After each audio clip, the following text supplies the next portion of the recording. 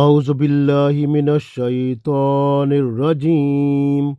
بسم الله الرحمن الرحيم. إن الذين يكفرون بالله ورسله ويريدون أن يفرقوا بين الله ورسله ويقولون نؤمن ببعض ونكفر ببعض ويريدون أن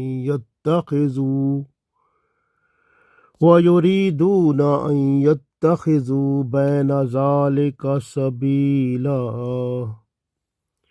أولئك هم الكافرون حقا وَأَعْتَدْنَا لِلْكَافِرِينَ عَذَابًا مُهِينًا۔ عزیز دوستو، السلام علیکم ورحمۃ اللہ وبرکاتہ۔ سورہ نساء آیت نمبر 150 اور 151 تلاوت کی ہے۔ ان آیات میں اللہ تعالیٰ نے ارشاد فرمایا ہے کہ اللہ تعالیٰ اور اس کے تمام رسولوں پر ایمان لانا فرض ہے۔ بعض انبیاء پر ایمان لانا اور بعض کا انکار کرنا یہ تفریق ہے اور خلاف حکم الہی ہے جو یہودی اور عیسائی کرتے ہیں۔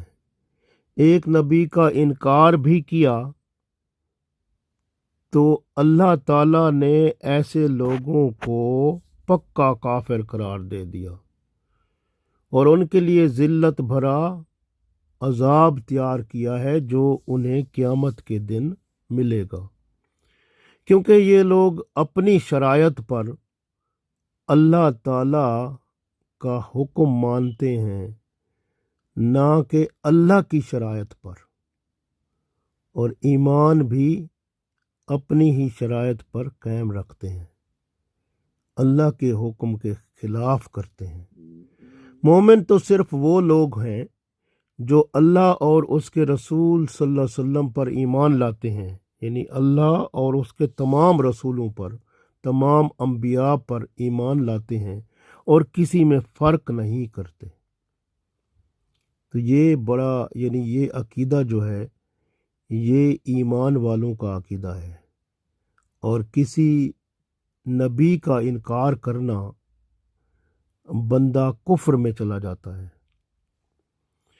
تو پڑھتے ہیں، اللہ تعالیٰ ارشاد فرماتا ہے، ان الذین، ان بے شک، الذین وہ لوگ جو یکفرون جو کفر کرتے ہیں یعنی انکار کرتے ہیں، باللہ اللہ کا، یعنی جو اللہ کا انکار کرتے ہیں، ورسلہ اور اس کے رسولوں کا۔ ان الذین یکفرون باللہ ورسلہ، بے شک جو لوگ اللہ اور اس کے رسولوں کا انکار کرتے ہیں، وَيُرِيدُونَ اور وہ چاہتے ہیں، ان یفرقوا کہ فرق کریں، بین اللہ کے درمیان، ورسلہ اور اس کے رسولوں کے درمیان، وَيَقُولُونَ اور وہ کہتے ہیں، نؤمن کہ ہم مانتے ہیں، ہم ایمان لاتے ہیں، بعض پر، یعنی کچھ نبیوں کو تو ہم مانتے ہیں، وَنَكْفُرُ بِبَعْضٍ اور کچھ کو ہم نہیں مانتے۔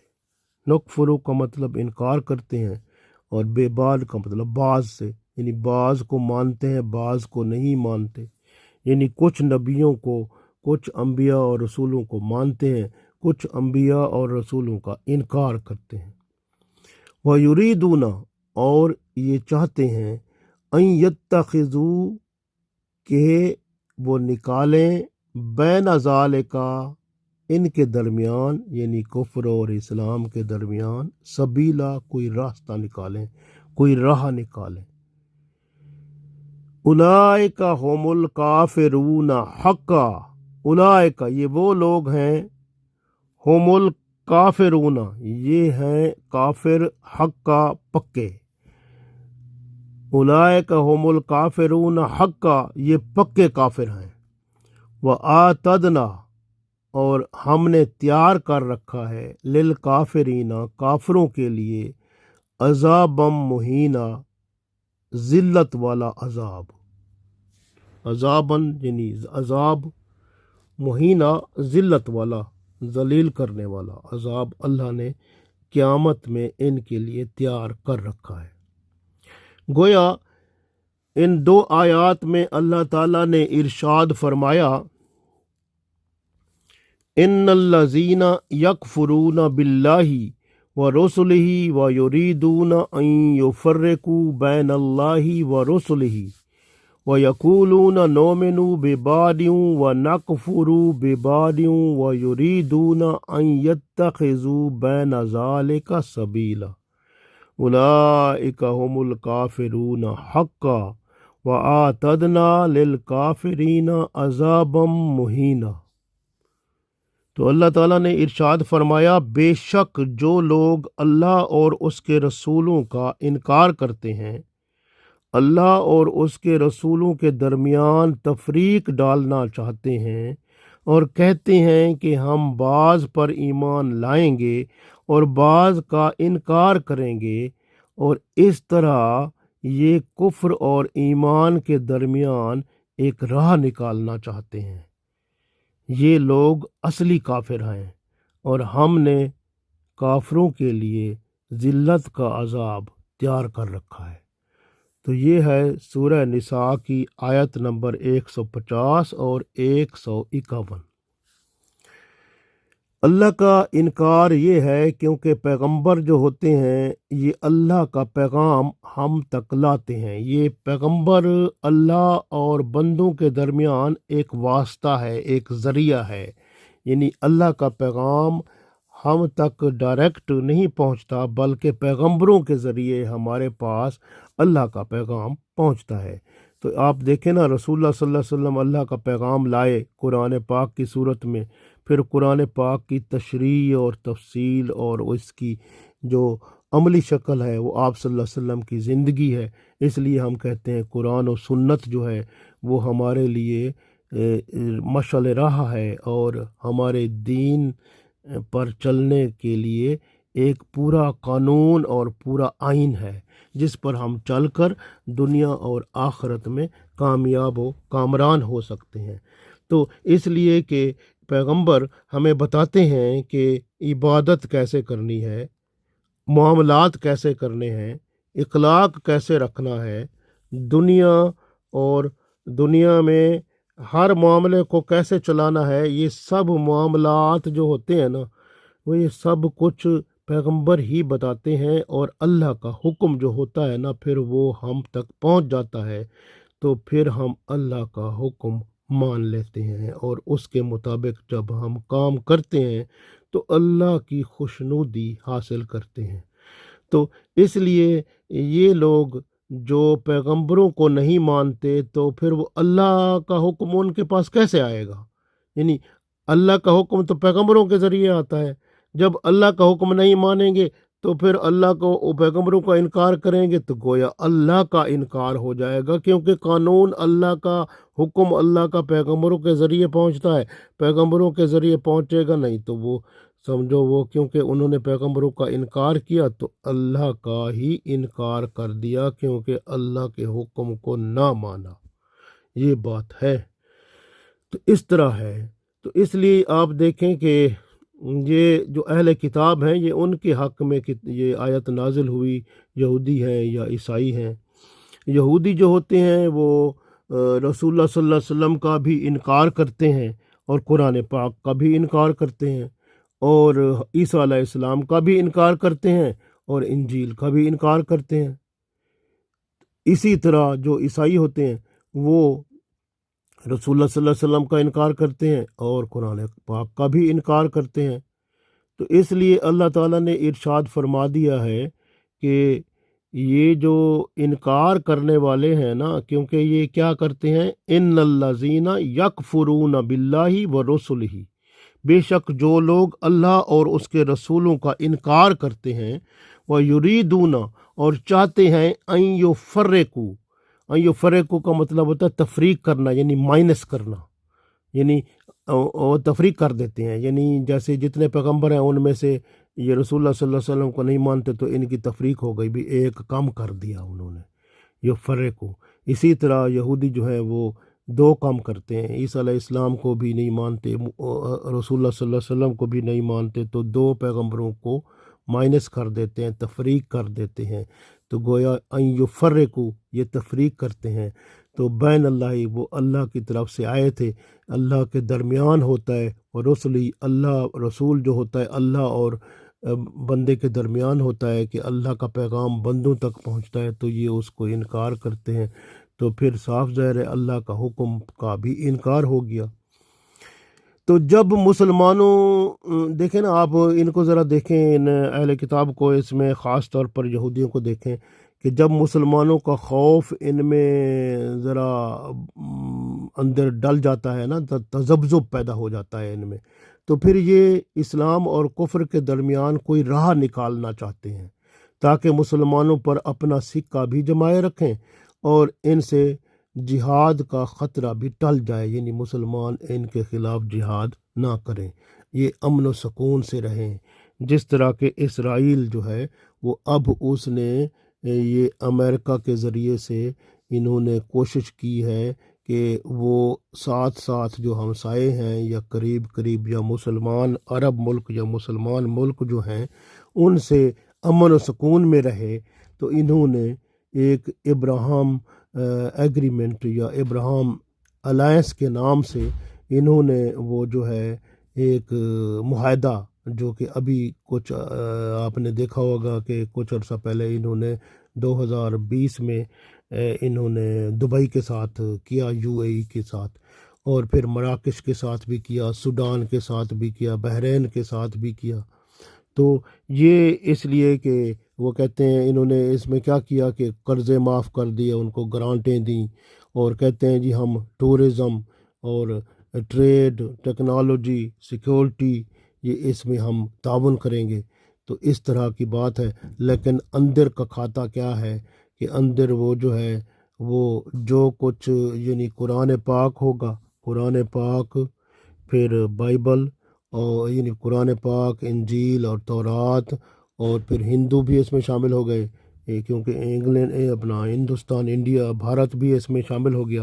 تو پھر وہ کیا ہوا کہ یعنی اس قرآن پاک، انجیل اور تورات اور ہندو کی کتابیں ساری ایک جلد میں آ گئیں، بھئی ایک جلد میں ہوں گی.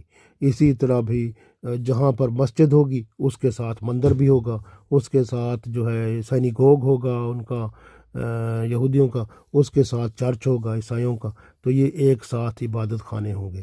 اور قرآن پاک ہے تو اس میں سے جہاد کی آیتیں بھی ختم، اور اس طرح کے یعنی بہت سارے اس طرح، اور ان کا بورڈ جو ہے امریکہ والوں کا بیٹھے گا جو کہ ان جو بچوں کو پڑھانا ہے نصاب اس کو بنائے گا. تو اس طرح سے وہ کہتے ہیں امن و سکون ہوگا، کیونکہ جہاد کی آیتیں بھی نکال دیں گے.